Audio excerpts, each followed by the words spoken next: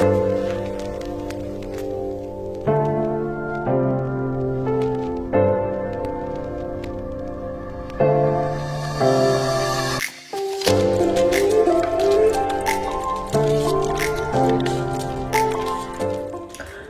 a smart man once said, more espresso, less depresso. Today, here we have drip coffee, which gives us available all the depresso, so we can start this episode.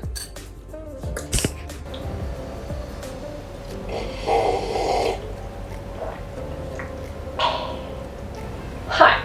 So if you have watched my previous videos about babushka, you already know what's happening in the situation, and if you haven't, go back, check the drama, and come here to catch up. Okay, so as you can see, our relationship with babushka intensified so much that I'm basically filming from another place.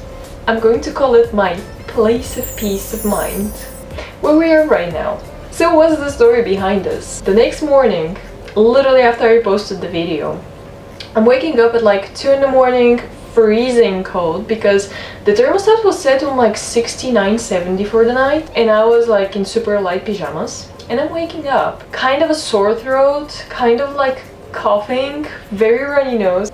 Let me just go to the hallway, switch the thermostat of the AC. It was 70, so I switched to like 72, 73 degrees, and I'm waking up in the morning, 7:30, 7:35ish, going downstairs, making myself a cup of coffee, barely awake.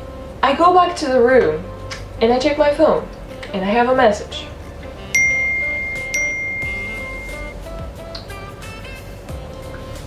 And after this message, when I said that I'm going to be respectful and everything and I'm sorry, she started arguing that I'm keeping the windows constantly open, which might seem like this from the outside. They seem like slightly cracked. I'm going to attach the picture somewhere here. And we started arguing over this kind of a crack, over the messages.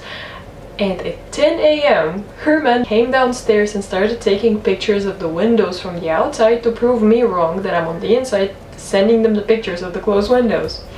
And after this absolute crossing of personal boundaries on Sunday morning, when I'm waking up like freezing cold, arguing about this window, I was like, let me just pack my bags, ask for my refund, and leave immediately. It was basically a decision made on the spot, because we paid for rent to the end of the month, and let's say the date was something like 19th, 20th, so there's like 10 days more left. I was out. I was literally packing my suitcases, and in one of the messages that they sent to us, I was like, just come and see from the inside that everything is closed and stop bothering me, because that's basically my personal space. After which I opened the door, stormed inside, and went to the bathroom, and I'm sitting in the middle of the room packing my suitcases. This woman comes into the room without knocking, without asking. It was ridiculous. So I'm back to the basics, aka Texas and traveling, losing my mind, losing my cool, having a depresso every single day, multiple times per day. So yeah, maybe here's my Jacksonville recommendations. Have better time than I did. So the other day I saw a video of a girl on the internet. She was traveling, I think, to Mexico.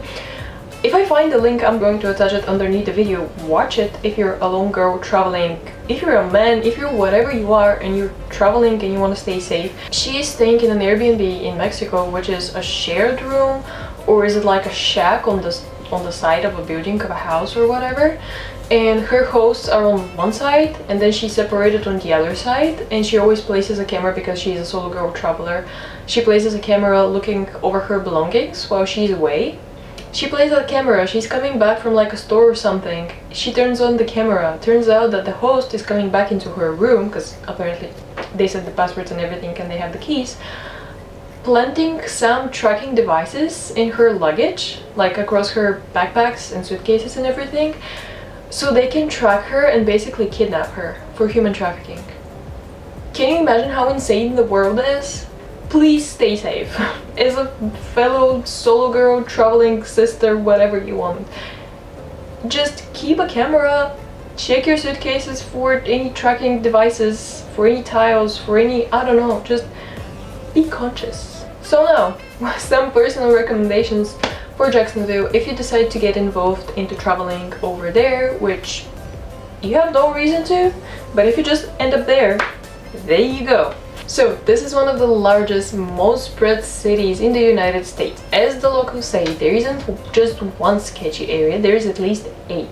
So be cautious, just go to the beach. You cannot be wrong by going to the beach. Go to the water, earth, ground yourself, walk bare feet on the beach. Yeah, sometimes it gets a little cold and chilly. I was there in November, so it's still okay if you walk bare feet. Watch some people chase their dogs into the water. Listen to some podcasts. Touch dead medusas.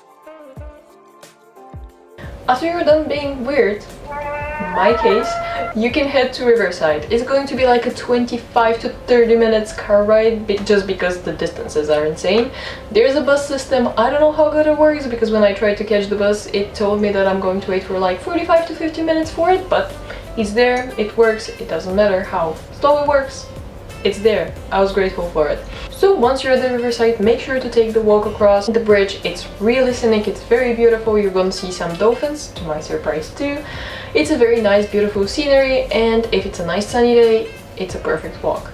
Once you reach downtown, it's kind of a ghost area. People say that after 2020, the apocalypse, it became a dead area. Go to James Weldon Park, or as I call it, the Big Booger Guy Park. It's pretty interesting. You can take some pictures around. There's galleries, there's some nice local bars. So enjoy downtown. If you're not intimidated by ticks and mosquitoes, check Theodore Roosevelt area.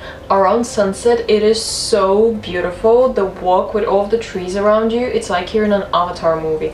And the best part is there's turtles all around you. Another place that you can see around the beach is Howell Park. It looks like a labyrinth. It's pretty short walk, but it's also very nice.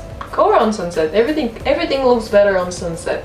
Everything is that golden light, golden hour. Everything is reflecting in the water. I was there post-apocalyptic after a tropical storm, which wasn't the greatest view ever, but if you're in Florida, live like a true Floridian. When in Rome, you're in Florida. And last but not least, walk around San Marco. The area was developed by Theophilus Stockton, who got inspired by his travels in Venice and decided to recreate it here in Jacksonville. I don't blame that man. I don't blame him. I would do too. And of course, if you're in Florida during the months between September and November, be prepared to experience a tropical storm. When I was there, I experienced personally Nicole. She was a very wild girl. She decided to pass through Miami, West Palm Beach. I think that she swerved around Orlando and then she headed towards Jacksonville. I didn't know any shelters. Babushka didn't even know that there's a storm happening. She kept all of the windows and the doors open, which was amazing. Everything got reasonably wet, let's put it that way. If you're new to the area, make sure to research some shelters. Ask the locals what they would do, because I was pretty unprepared. Thankfully, everything went perfectly well. Once I left for Thanksgiving, it was right on time. Babushka sent me a postcard. So I guess things are all well when they end well. Bye!